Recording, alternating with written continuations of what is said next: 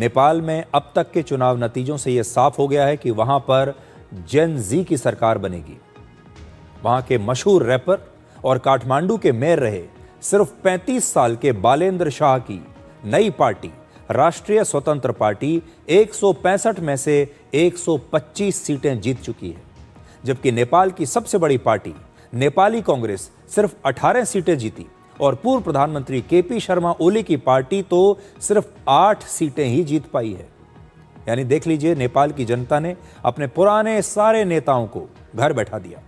बालेंद्र शाह पिछले साल हुए जेनजी आंदोलन का सबसे बड़ा चेहरा थे।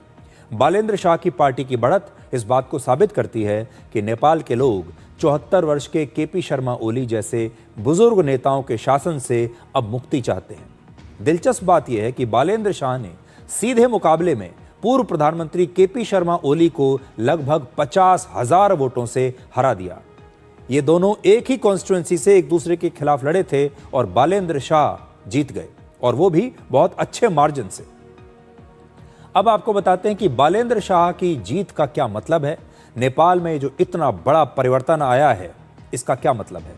पहला, इन चुनावी नतीजों से नेपाल के वोटर्स में बदलाव के लिए एक मजबूत इच्छा शक्ति दिखाई देती है। वहां कम से कम 10 लाख ऐसे युवा वोटर्स इस बार थे जिन्होंने पहली बार वोट डाला, और उनकी मर्जी क्या है वो नतीजों में दिख रहा है। नेपाल की जनता अब पुराने और बुजुर्ग नेताओं की बजाय युवाओं का नेतृत्व देखना चाहती है। तो एक मजबूत इच्छा शक्ति नेपाल की जनता की, वहां के वोटर्स की इन चुनाव के नतीजों में दिखाई देती है। उन्होंने जो आंदोलन के समय सोचा था, चुनाव के समय भी उनके विचार बदले नहीं। दूसरा, लगभग 10 साल के बाद पहली बार नेपाल में एक पूर्ण बहुमत वाली सरकार बनेगी, और जिस तरीके से इस पार्टी आगे बढ़ रही है, बड़ी बात नहीं है कि इस पार्टी को 2/3 बहुमत मिल जाए। यानी नेपाल की जनता भी अब गठबंधन की राजनीति से परेशान हो चुकी है। बार बार प्रधानमंत्री का बदलना, बार बार सरकारों का गिरना, फिर नई सरकार का बनना, फिर नए गठबंधन होना, इससे वहां की जनता परेशान हो चुकी थी, क्योंकि गठबंधन की राजनीति में ही सबसे ज्यादा भ्रष्टाचार होता है। इसलिए अब नेपाल में पूर्ण बहुमत की यह सरकार आई है। तीसरा, नेपाल के अलावा बांग्लादेश और श्रीलंका में भी युवाओं ने बहुत बड़े बड़े आंदोलन किए थे। जेन जी के आंदोलन हुए थे, लेकिन जब वहां पर चुनाव कराए गए तो वहां की मुख्य धारा की पुरानी पार्टियां ही चुनाव जीतकर वापस आ गईं, और आंदोलन करने वाले युवा कुछ खास नहीं कर पाए। जो युवा नेता थे, उनकी जो नई पार्टियां थीं, वो कुछ नहीं कर पाई। चाहे बांग्लादेश के चुनाव के नतीजे देख लीजिए या फिर आप श्रीलंका में देख लीजिए। इसलिए नेपाल के नतीजे बांग्लादेश और श्रीलंका से बिल्कुल अलग हैं, और अलग इसलिए हैं क्योंकि वहां की जनता ने जो बात आंदोलन के दौरान कही, वहां के जेन जी और युवाओं का जो मूड आंदोलन के दौरान था, चुनाव के दौरान भी वही रहा, जबकि दूसरी जगहों पर यह मूड बदल गया।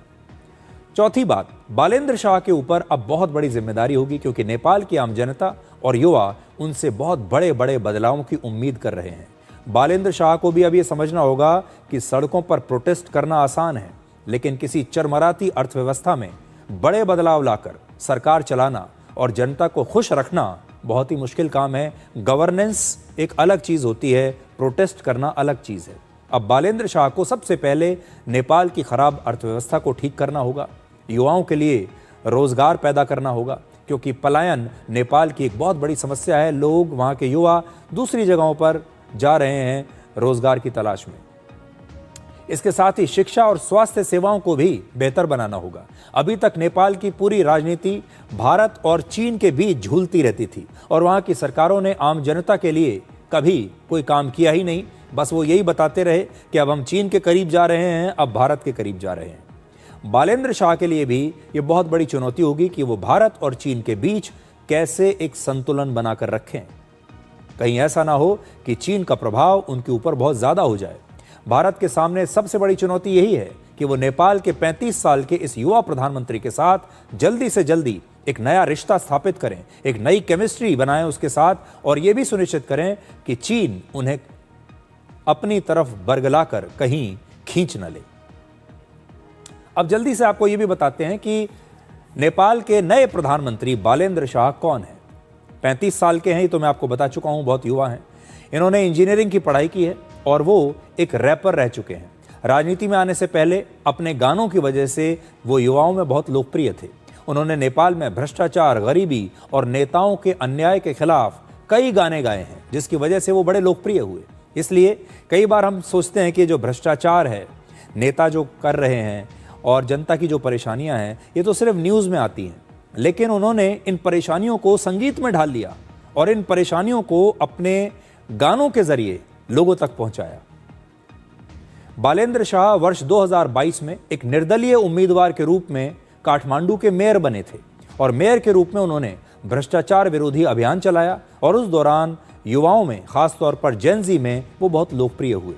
वो अक्सर एक काला चश्मा पहनते हैं और नेपाल में इसे बालेन स्टाइल के चश्मे के रूप में जाना जाता है और उनके स्टाइल के जो चश्मे हैं वो बड़े लोकप्रिय हैं और लोग इन्हें खरीदते भी हैं।